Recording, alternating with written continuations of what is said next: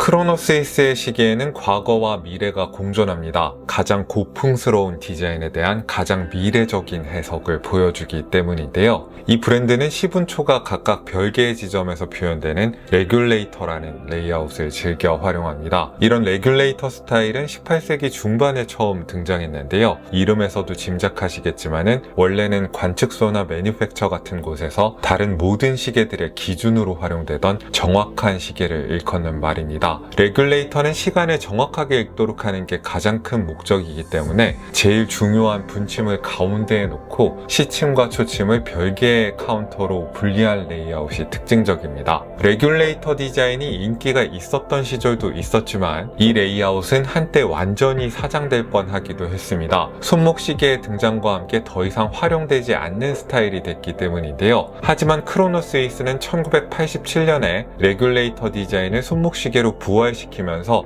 이것을 브랜드의 시그니처 컴플리케이션으로 내세우기 시작합니다. 당시만 해도 신생 브랜드였던 크로노스이스의 정체성이 이 레귤레이터 디자인을 중심으로 구축되게 되는데요. 크로노스이스의 역사가 레귤레이터 손목시계의 역사라고 해도 전혀 과장이 아닐 정도입니다. 하지만 이 브랜드가 과거에 사장됐던 디자인을 부활시키는 데 만족했다면 그렇게까지 흥미롭지는 않았을 겁니다. 이제는 꽤 많은 브랜드들이 레귤레이터 스타일을 시도하고 있는 와중에 크로노스이스는 한 발 더 나아가서 이 스타일을 갖가지 실험을 위한 플랫폼으로 만들고 있습니다. 카본 나노튜브나 티타늄 같은 하이테크 소재를 도입하는 한편으로 레이저 인그레이빙이나 나노 프린트 같은 실험적인 제작 기술들도 누구보다도 먼저 활용하고 있습니다. 마치 건축물을 짓듯이 아주 복잡하고 입체적인 구조로 쌓아 올려진 다이얼은 레귤레이터 스타일만큼이나 이 브랜드의 새로운 시그니처가 되어가고 있습니다. 스위스의 루체른에 위치하고 있는 인하우스 아틀리에는 이 브랜드의 다양한 실험을 위한 거점이 되어주고 있기도 합니다. 여전히 오너가 소유와 경영을 겸하고 있는 독립 브랜드인데다가 이렇게 기술적인 자율성까지 갖고 있으니까 해보고 싶은 실험을 다 해볼 수 있는 거라고 짐작을 해봅니다.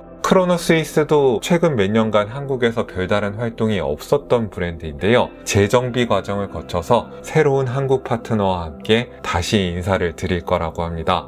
공식 재출시 일정은 아직 협의 중이라고 하는데요. 12월 5일 화요일 오후에 용산에 있는 위플 갤러리에서 아주 잠깐 그리고 미리 크로노스이스의 시계들을 엿볼 수 있는 팝업 행사가 있을 거라고 합니다. 남다른 레이아웃과 실험 정신을 가진 시계를 좋아하시는 분들은 꼭 참고해 보시기 바라겠습니다. 오늘 소개해드릴 스페이스 타이머 컬렉션은 이름대로 우주의 신비와 경이로움을 주제로 하는 연작입니다. 각각의 시계들은 50개 한정판으로 만들어지고 우리가 속한 태양계의 천체들이나 신비로운 우주적 현상에 헌정되어 있습니다. 작년에 선보인 달을 테마로 하는 문워크나 목성을 테마로 하는 주피터 에디션은 호평을 받으면서 솔드아웃이 됐습니다. 올해는 블랙홀 에디션과 태양을 테마로 하는 솔라리스 에디션을 새롭게 선보였습니다. 외모와 색상으로 어느 정도 짐작하셨겠지만은 영상에 보이는 시계는 블랙홀 에디션입니다. 국내 출시 예정 가격은 2,800만 원이라고 하고요. 작년에 우리 은하 중심에 있는 블랙홀 궁수자리 A의 사진이 나사를 통해 처음 공개가 된 만큼 블랙홀에 대한 관심도 높아지고 있습니다. 그래서인지 스페이스 타이머 블랙홀 에디션은 다른 시계들보다 힘을 더 준 느낌입니다. 블랙 DLC 코팅된 케이스와 블랙 스트랩으로 빛조차 빠져나올 수 없는 강력한 중력을 묘사하고 있고요. 이미 63개의 부품과 레이저 인그레이빙으로 만들어진 입체적인 다이얼이 충분히 정교하지 않다고 생각했는지 8시와 9시 사이의 블랙홀의 모습은 정밀한 핸드 기옷의 각인으로 새겼습니다.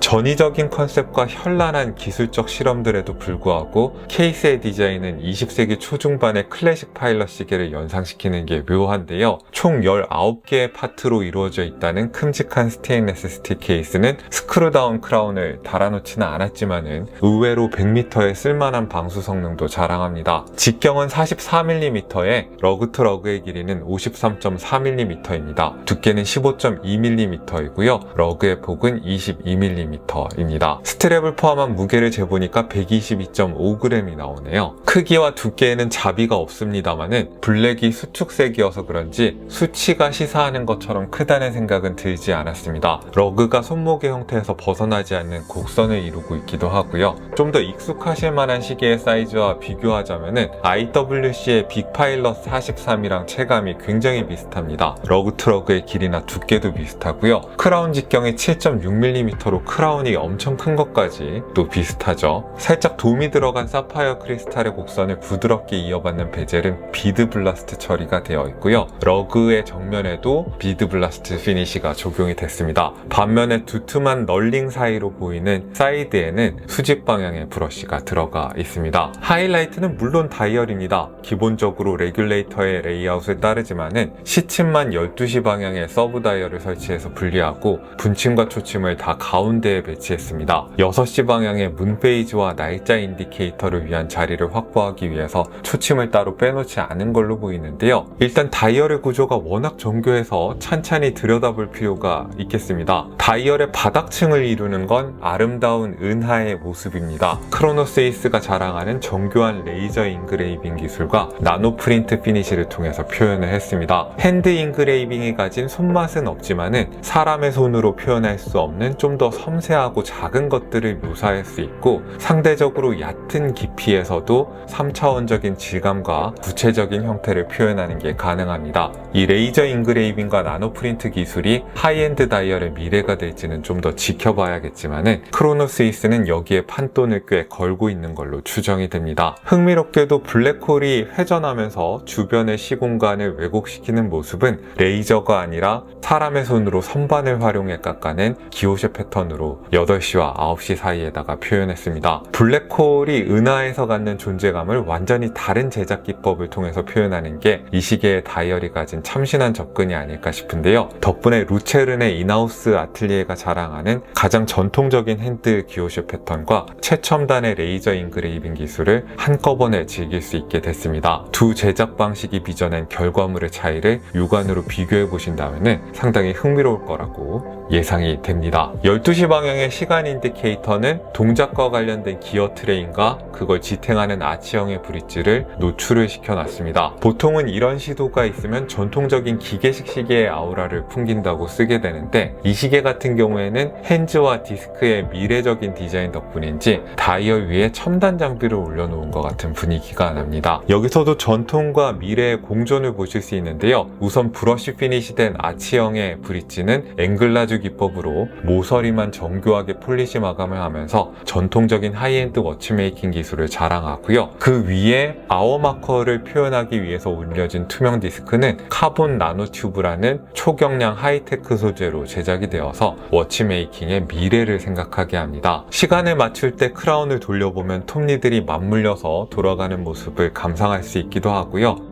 불을 꺼보면은 입체적인 구조물들의 야광이 멋지게 들어가서 마치 천체들이 다이얼 위에 둥둥 떠있는 듯한 느낌도 줍니다. 볼거리가 많은 다이얼인데 분침이나 초침이 시야를 방해하면 안 되잖아요. 초침은 가늘어서 다이얼의 감상에 방해가 되지 않는데 분침은 그렇게 만들 수 없으니까 가운데를 뚫어버렸습니다. 분침과 초침의 끝이 살짝 꺾여있는 디테일도 한번 살펴보시고요. 여러 가지 요소가 복잡하게 들어가 있지만 일단 레귤레이터 레이아웃에 적응하고 나면 시간 읽기에는 생각보다 괜찮은 시계입니다. 3시보다 약간 밑에 위치한 카르투슈 장식 위에서는 브랜드의 로고와 함께 50개 한정판 중에 몇 번째에 해당하는 시계인지가 프린트가 되어 있습니다. 카르투슈 장식의 표면에는 브러쉬 피니시가 되어 있고요. 6시 방향에 있는 문페이지 디스크는 일반적인 평면의 디스크가 아니라 반구형의 디스크를 채택하고 있습니다. 그래서 달과 별의 모양이 좀 더 입체적으로 느껴지는데요. 달의 정확한 위치는 디스크에 박혀있는 빨간 점을